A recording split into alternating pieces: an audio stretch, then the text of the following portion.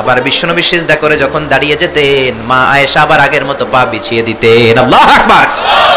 কি ঘর ছিল, টাকা নাই, পয়সা নাই, দামি বিছানা নাই, ফার্নিচার নাই, জুয়েলারি নাই, অর্নামেন্টস নাই, কিন্তু বিশ্বনবীর ঘরের মধ্যে সুখ আর শান্তি আছে না নাই? সুখ আর সুখ। ফজরের নামাজ পড়ে এসে নিজেই মা আয়েশার সাথে রান্না করতে বসে যেতেন, নিজের তলোয়ার বের করে পেঁয়াজ কাটা শুরু করতেন বিশ্বনবী। আল্লাহু আকবার। বিশ্বনবী গ্লাসের যেই মা আয়েশা গ্লাসের যেই জায়গায় ঠোঁট লাগিয়ে মুখ লাগিয়ে পানি পান করতেন, ওই জায়গাটা খুঁজে খুঁজে বিশ্বনবী আবার ওই জায়গায় ঠোঁট লাগিয়ে পানি পান করতেন। কোন সুবহানাল্লাহ। আবার গোশত খাওয়ার পর বিশ্বনবীর স্ত্রী মা আয়েশা হাড্ডি চষতেন, চষে ফেলে দেওয়া হাড্ডিটা বিশ্বনবী আবার হাতে নিয়ে চষা শুরু করতেন। আল্লাহু আকবার। কি শান্তি, কি সুখ। মা আয়েশাকে বিয়ে করার আগে মা আয়েশার চেহারাটা বিশ্বনবীর কাছে জিবরাইল এনে বলল, ইয়া রাসূলুল্লাহ আখবিরনি, আমাকে বলেন মেয়েটাকে দেখতে কেমন লাগে। বিশ্বনবী বললেন, কার মেয়ে? আপনার বন্ধু আবু বকরের মেয়ে। কেন এনেছো? আল্লাহ ডাইরেক্ট প্রপোজাল দিয়েছে, ডাইরেক্ট প্রপোজ করেছে বিয়ের জন্য। বিশ্বনবী বললেন, তাই নাকি? জিবরাইল বললেন, হ্যাঁ ইয়া রাসূলুল্লাহ, আমি হলাম বিয়ের ঘটক, আল্লাহ হলেন বিয়ের কাজী।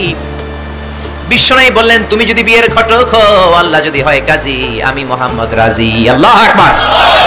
বিয়ে হয়ে গেল, ঘরে দামি কিছু নাই, ফার্নিচার নাই, টাকা পয়সা নাই, কিন্তু বিশ্বনবীর ঘরের মধ্যে সুখ আছে না নাই? বিবিদেরকে এত ভালোবাসতেন, কোনোদিন মারামারি করেন নাই, যৌতুকের জন্য পিটান নাই, কোনোদিন গায়ে হাত তোলেন নাই। কোন ঠিক কিরা? এক একজনকে বিশ্বনবী প্রাণ ভরে ভালোবাসতেন। বিবিরাও বিশ্বনবীর কাছে আবদার করতেন, নানা ধরনের আবদার। বিশ্বনবী সেগুলো পূরণের চেষ্টা করতেন। আবার মাঝে মাঝে রাত্রিবেলা মা আয়েশার সাথে দৌড়াদৌড়ির প্রতিযোগিতা করতেন। কোন সুবহানাল্লাহ। সহিহ হাদিস, মা আয়েশা তখন চিকন ছিল। তাহাজ্জুদের সময় বিশ্বনবী উঠে মা আয়েশারে বললেন, আয়েশা ও আমার কলিজার টুকরা হুমায়রা। মা আয়েশাকে আদর করে বিশ্বনবী হুমায়রা বলতেন।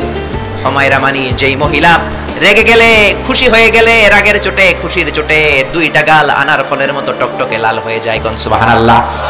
মা আয়েশা রেগে গেলে গালগুলো লাল হয়ে যেত, গাল দুইটা টকটকে লাল আকার ধারণ করত। বিশ্বনবী তাকে হুমায়রা বলতেন, হুমায়রা মদিনাতে কেউ জেগে নাই, চলো না আমরা দৌড় দৌড় খেলি।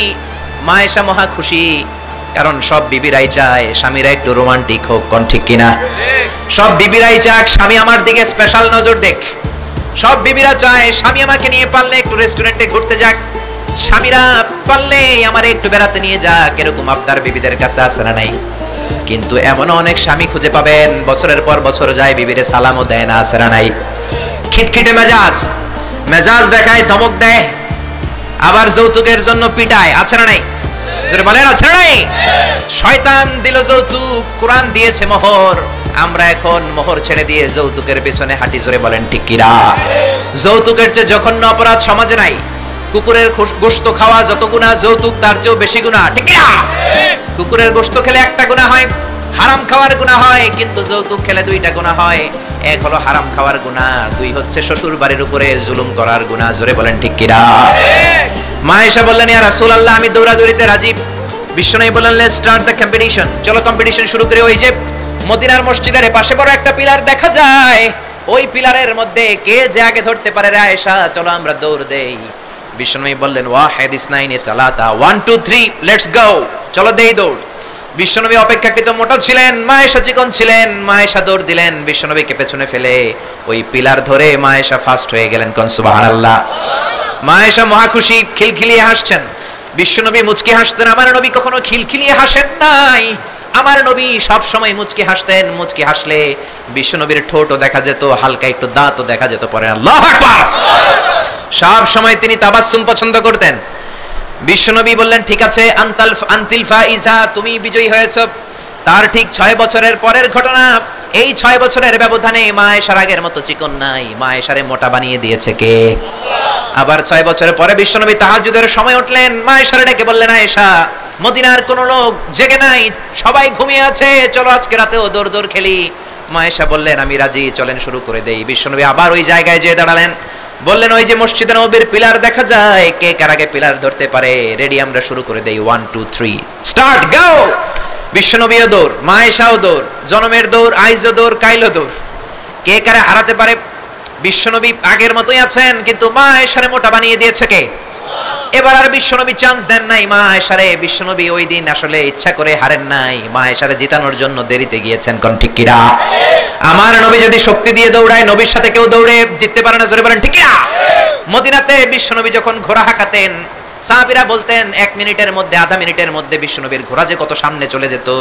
সামনে আমরা ধোঁয়ার বালি দেখতাম, বিশ্বনবীরে খুঁজে পাওয়া যেত না। আল্লাহু আকবার। আবার তিনি যখন ওট হাঁকাতেন, পাগলের মতো বাতাসকে পেছনে ফেলে উটগুলো দৌড়াতো। আদবা আর কসওয়া এই দুইটা উট নবী ব্যবহার করতেন। নবী কি ব্যবহার করতেন এগুলো জানেই না। সালমান খান কোন ব্র্যান্ডের টিস্যু দিয়া টয়লেটে যায় এটাও জানে। কোন নায়ক কি করে, সাকিব আল হাসান কোন ড্রিঙ্কস খায় এরকম মাসেল বানাইছে, সবার মুখস্থ আছে না নাই? এরপরে মাশরাফি কেমনে পেস বল করে ওই প্র্যাকটিস আছে না নাই? কে কেমন কি করে সব মুখস্থ।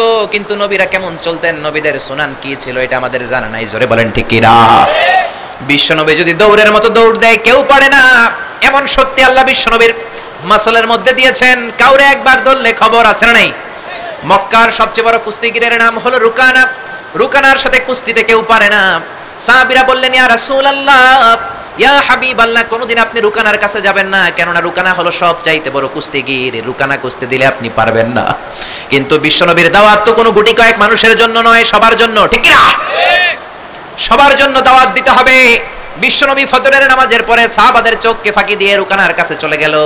রুকানার কাছে যে বলল, ইয়া রুকানা আসলিম তাসলাম, ইসলাম ধর্ম গ্রহণ করো, শান্তি দিবে কে? রুকানা বলে, ধর্ম গ্রহণ করব না, একটা শর্তে করতে পারি, কুস্তিতে মুসারাআতে যদি আমাকে হারাতে পারো, আমাকে যদি কুস্তি খেলে হারিয়ে দিতে পারো, তাহলে আমি কালিমা পড়ে নেব। বিশ্বনবী বললেন, আমি তো কুস্তি লাগি না, আমি কাউরে মারি না, তবে জাহান্নামের মাইর থেকে বাঁচানোর জন্য আমি এসেছি। বলেন ঠিক কি না? রুকানা বলে, না না, আমি রাজি হব না, আমাকে হারিয়ে দিতে পারলে তবেই আমি কালিমা পড়তে রাজি। বিশ্বনবী দয়ার নবী, মায়ার নবী, একটা লোক যদি জাহান্নামের আগুন থেকে বাঁচে এইটা বিশ্বনবী বেশি বেশি চাইতেন। বিশ্বনবী রাজি হয়ে গেলেন। এবার কুস্তি লাগার পালা। রুকানা একটা হাফ প্যান্ট পরে পজিশন নিচ্ছে। রেসলিং খেলা দেখেন নাই? ডোনাল্ড ট্রাম্পের ট্রাম্প টাওয়ারের ভিতরে এডি খেলে, গায়ের মধ্যে তেল মেখে কুস্তিতে পজিশন নিচ্ছে। বিশ্বনবী পজিশন নেয় না, রুকানা লাফায়, আমার নবী লাফায় না। বিশ্বনবী রুকানারে ডেকে বলল, রুকানা লাফাও কেন? রুকানা বলে, এই খেলা খেলতে হলে সবার লাফাতে হয়, তুমি লাফাও না কেন? মুহাম্মদ তুমিও লাফাও। বিশ্বনবী বললেন, আমি লাফালাফি পছন্দ করি না। আমার নবী সেলাইবিহীন লুঙ্গি ব্যবহার করতেন। সেলাই ছাড়া লুঙ্গি পরে যদি কেউ লাফালাফি করে বাতাসে সতর খুলে যাওয়ার সম্ভাবনা আছে না নাই? বিশ্বনবী লাফালাফি করেন না, দাঁড়িয়ে আছেন। রুকানা বলে, মুহাম্মদ তুমি আগে বক্সিং মারো। বিশ্বনবী বলেন, আমি কাউরে মারি না, কারণ আমারটা খাইয়া হজম করার যোগ্যতা কারো নাই। ঠিক কি না? বিশ্বনবী বললেন, আমি মারবো না, তুমি মারো। রুকানা বলে, তুমি মারো। রুকানারাও রাজি করাতে পারেন না। বিশ্বনবী বক্সিং মারেন নাই। বিশ্বনবীর মুবারক ডান হাতটা নিয়ে রুকানার বাম কাঁধের মধ্যে টাচ করে বিশ্বনবী বললেন, ও রুকানা, এত লাফাও কেন, এত লাফাও কেন? বিশ্বনবী ডান হাত দিয়ে কাঁধের মধ্যে ধরতে দেরি, মুহূর্তের মধ্যে রুকানা বেহুশ হয়ে যায়। আল্লাহু আকবার। সবাই রুকানার মাথার মধ্যে পানি ঢালে হুশ করে বলে, রুকানা তুই তো বড় শিয়ানা। ওরে রুকানা তুই তো বড়, তোর শিয়ানাগিরি গেল কই? আব্দুল্লাহর বেটা মুহাম্মদ তোরে ঘুষি দেয় নাই, কিক মারে নাই, বক্সিং মারে নাই, শুধু একটু ধরেছে, বেহুশ হলি কেন? রুকানা বলে, আরে তোরা তো জানিস না, তোরা কিছু দেখিস নাই, তোরা দেখেছিস মুহাম্মদ হাত দিয়ে আমার গায়ের মধ্যে ধরেছে। আসলে ওইটা হাত ছিল না, আমার মনে হয় গোটা উহুদ পাহাড়টা এসে আমার কাঁধের উপরে চেপে বসেছে। জোরে কোন সুবহানাল্লাহ। বিশ্বনবী রুকানাকে বললেন, রুকানা তুমি তো হেরে গেলে, এবার কালিমা পড়ো। কয়, না না, আমি রেডি আসছিলাম না, তুমি আগে ধরছো। মুনাফিকেরা মিথ্যা বলে। জোরে বলেন ঠিক কিনা? কাফিরেরা মিথ্যাবাদী হয়। বিশ্বনবী বললেন, ঠিক আছে তাহলে আবার লাগবো। রুকানা বলল, তুমি মারো। বিশ্বনবী বললেন, প্রথমটা আমি মেরেছি, এইবার তুমি মারো। রুকানা বলে, আমি মারবো না, তুমি মারো। বিশ্বনবী আবার রুকানাকে ধরলেন। মুহূর্তের মধ্যে রুকানা আবার বেহুশ হয়ে যায়। সুবহানাল্লাহ কইতে বললেন না? হুশ ফিরানো হলো। আবার সবাই মাথায় পানি দেয়। আর জেগে ওঠার পরে বলে, রুকানা তুই তো বড় শিয়ানাগিরি গেল কই? রুকানা বলে, আবার ওই যে উহুদ পাহাড় আমার কাঁধের উপরে চেপে বসেছে, তোমরা তো খালি চোখে দেখো নাই। বিশ্বনবী বললেন, এবার কালিমা পড়ো। রুকানা বলে, না না, আমার পেটে ক্ষুধা ছিল, আমার গায়ে শক্তি কম ছিল, আমি প্রস্তুত ছিলাম না, পেট ভরে খাবো, খেয়ে দে তোমার সাথে আবার লাগুম। দাইন দাইন তিন দাইন। দাইন দাইন কয় দাইন? খেলা এরকম বলে না অনেকে? দাইন দাইন তিন দাইন, আবার লাগবো, আবার খেলা হবে। আবার বিশ্বনবী ধরলেন, আবার বেহুশ। বিশ্বনবীকে করে আর কত বেহুশ করুন? এজন্য আমার নবীর গায়ে শক্তি আছে না নাই? মা আয়েশার সাথে যদি বিশ্বনবী প্রথমবার জোরসে দৌড় দিতেন, কোনোদিন মা আয়েশা পারতো না। মা আয়েশারে জিতিয়ে দেওয়ার জন্য ইচ্ছা করে আস্তে দৌড়েছেন। এবার দ্বিতীয়বার যখন দৌড়ের পালা, মনে আছে তো না ভুলে গেছেন? বিশ্বনবী বললেন 1 2 3 দৌড় দাও। মা আয়েশাও দিলেন দৌড়, বিশ্বনবীও দিলেন দৌড়। এবার মা আয়েশাকে আর চান্স না দিয়ে বিশ্বনবী দৌড়ে যেয়ে পিলার ধরলেন। এবার আর মা আয়েশার মুখে হাসি নাই, এবার রেগে আছে, একেবারে গড়গড় করছে, রেগে জিততে পারে নাই। হেরে গেলে মেয়েদের একটা আলাদা রাগ আছে না নাই? বিশ্বনবী আয়েশার কাছে গেলেন, ডেকে বললেন, হুমায়রা হাদিহি সাবাকাতু বিতিলকা, হাদিহি সাবাকাতু বিতিল, কই যে 7 বছর আগে তুমি আমারে দৌড়ে হারিয়ে দিয়েছিলা, আজকের এই রাতের দৌড়ের প্রতিযোগিতায় তোমারে হারিয়ে ওইটার প্রতিশোধ নিয়ে নিলাম। কোন সুবহানাল্লাহ। মাঝে মাঝে এরকম বউয়ের সাথে প্রতিশোধ খেললে ভালোবাসা বাড়ায় দেয় কে? এজন্য সুযোগ পেলে দৌড়াদৌড়ি খেলবেন। রাজি আছেন তো? নাকি লাঠি লইয়া হেতেরে দৌড়ায় যান, আর হেতিও বাসাল্লাই দেয় দৌড়? ওই দৌড়াদৌড়ি না, আমিয়া ভালোবাসার দৌড়াদৌড়ি। বিবি আপনার জন্য সাজে, বিবি আপনার জন্য পার্লারে যায়, বিবি আপনার জন্য লিপস্টিক দেয়। একদিনও বিবিরে বললেন না তুমি সুন্দরী? পাশের বাড়ির বড় ভাই বলল, ভাবি আপনার হেব্বি লাগতেছে। ভেজাল আছে না নাই? কথা বলেন, আছে না নাই? আপনার বিবি আপনার জন্য গহনা পরে, আপনার জন্য জুয়েলারি পরে, আপনার জন্য সুন্দর শাড়ি পরে, খোপায় ফুল দেয়, আপনার কাছ থেকে প্রশংসা চায়। একদিনও নজর করে বললেন না তুমি সুন্দরী, তুমি অপ্সরী, অনন্যা।